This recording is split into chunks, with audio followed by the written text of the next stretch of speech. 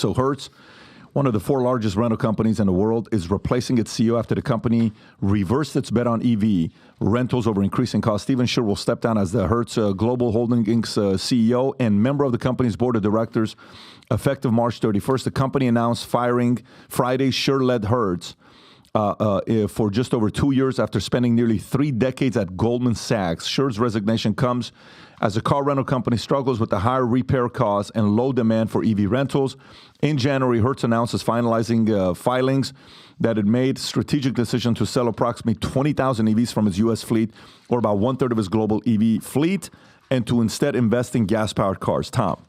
So I dug into this and I found about 4 angles that I thought are very, very interesting. First of all, when you see a headline like this, just keep asking why, America. Just keep asking why. Why was the guy fired? Well, he was fired because our bet on EV didn't work. 20,000 EVs. Pat, let me ask you a question. What CEO is allowed to buy 20,000 EVs without board approval? What CEO would have had that strategy in place without board approval? Love the angle you're taking. And how many of those board members were probably ESG or DEI or going with green? How many of them? So what kind of pressure did that CEO maybe have to, we got to be green, we got to be doing this, we have to be doing our part? How many of them were there? And 20,000 cars. This didn't happen in a vacuum. So here's the guy gets fired because he get rid of it. Now, wait a minute. Why are they getting rid of the cars? Because there were 2 problems with EVs. You know, we've been putting edicts. You know, what is that idiot that runs California? Newsom? Yeah, that guy. Newscom. He said that by 2025, this percent of cars have to be EV. And then, you know, they're pointing out, sir, we don't have enough power in California that's currently being made by our power plants for people to charge the cars. So people would rent EVs, Pat, and you know what would happen? They couldn't get them charged, or they would charge them. They would find out that the little charger at the Hilton was a low amp, just a little overnight charger, and it wouldn't give it a full charge. So people would run out of charge on their EVs. If you haven't driven an EV before, you don't moderate yourself. Rob's got an EV. I have an EV. And so what happened was consumers had a challenge with them because there wasn't enough charging infrastructure. So all these edicts about green cars is ahead of the number. Let's put it this way. Everyone has to use an EV, but enough service stations aren't built to gas them up. Let's just think of it that way. So they had that problem. And the other thing is Hertz. Hertz has been getting its ass kicked by Lyft and Uber, eating into their business for 10 years. Where's the board in this? This guy was only hired 3 years ago. What was Hertz doing before that to compete with the disruption of things like Turo and Uber and Lyft? So this guy comes in, they take a swing at EVs and a bunch of DEI people on the board. And now guess what? This guy he had 3 decades at Goldman Sachs. This guy had an incredible career and is judged by being a really smart financial guy. Now, maybe he's not a good operator CEO, but I think there's a lot of things that have been going on Hertz here. And the board that's firing him needs to look at themselves. You were getting your butt kicked by disruptors for 7 years before you hired this guy. You went DEI on EVs. Come on, you can't put it all on this guy. Mm-hmm. That's what I see. Can I add just one thing to this? Yeah. You know, they talk about the agenda or the message, basically what they're pushing, whether it's the Green New Deal. You see this story on page 11 where it's on Biden wants 50,000 new climate activists and the consequences will be devastating. President Biden's budget proposal unveils an $8 billion allocation for the Climate Corps program, aiming to annually recruit 50,000 government workers by 2031 to combat climate change. This initiative, supported by the Green New Deal, advocates like AOC and Ed Markey, triples Biden's initial workforce proposal. So this is all kind of part of the DEI, ESG, woke narrative, climate change that we learned, you know, basically after communism fell.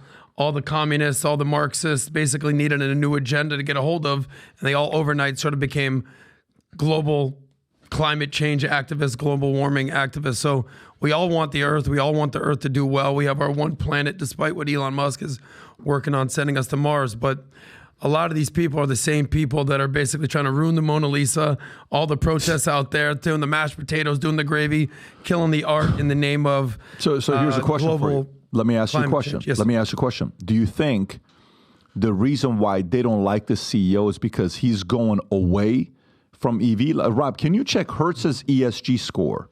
Type in Hertz ESG score. I'm actually curious. ESG score. And let's see where they go. Hertz ESG score is what? 18.3. Low. 69 out of 405. I'm not surprised. Why?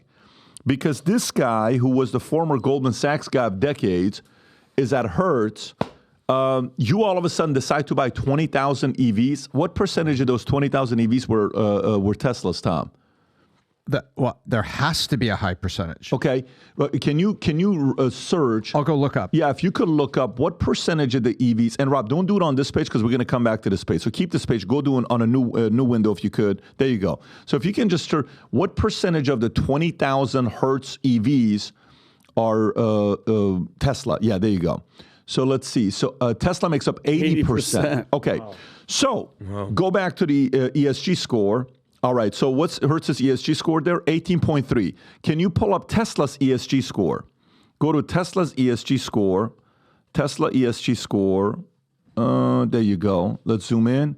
Look at Tesla's. Medium. Okay, so a company that has a low gives money to the most hated guy in ESG that he says ESG equals the devil. Yeah. Elon Musk. And DEI must die. DEI must die, right? Or whatever he put in there. He said I think he said Soros is, there's something there with Soros or ESG. You're very accurate in your description. I'll give you that. 20,000 orders, 80% Tesla. You help Tesla, who doesn't like ESG, and now you as the CEO say you want to revert back to gas-powered cars helping oil people in Texas? How dare you do such a thing to do something that's going to go against our ESG agenda? We have to replace this guy. I don't know. There's a part of me that this guy was a CEO making a proposal saying, guys, I think if this is the direction you want to go, let's buy the best ESG, let's buy the best EVs out there, which is Tesla. Oh, now that we found out there's not enough chargers and cars are being left behind and people are coming back because they're forgetting to charge their cars, because the biggest problem with them having a lot of these Teslas is people who never driven a Tesla before, guess what they don't think about? Charging a car, because you don't know how to do it. First time I bought an i8, was it an i8? It was my first EV I bought. It was a... Yeah, can we say the name? Yeah. It was a BMW, yep. BMW i8. It was in a Mission Impossible movie. I'm like, what a freaking car this is. Yeah. So I bought the i8. I loved it. Beautiful car. Yeah, and I'm driving. I'm like, so I have to charge this? Like, you have to charge. I'm like, even a Ferrari right now, the SF90. You have to charge it. Yeah. Right. So the battery dies. But I'm not used to this kind of stuff. So my brain's not going to be sitting there thinking about this. So, but to me, I don't know. I don't know if I put this guy as a bad CEO. I just think he tried to go to a place to try to solve it. But unfortunately, maybe this guy was more logical, not enough ESG, and they didn't like him. They said, let's get rid of him.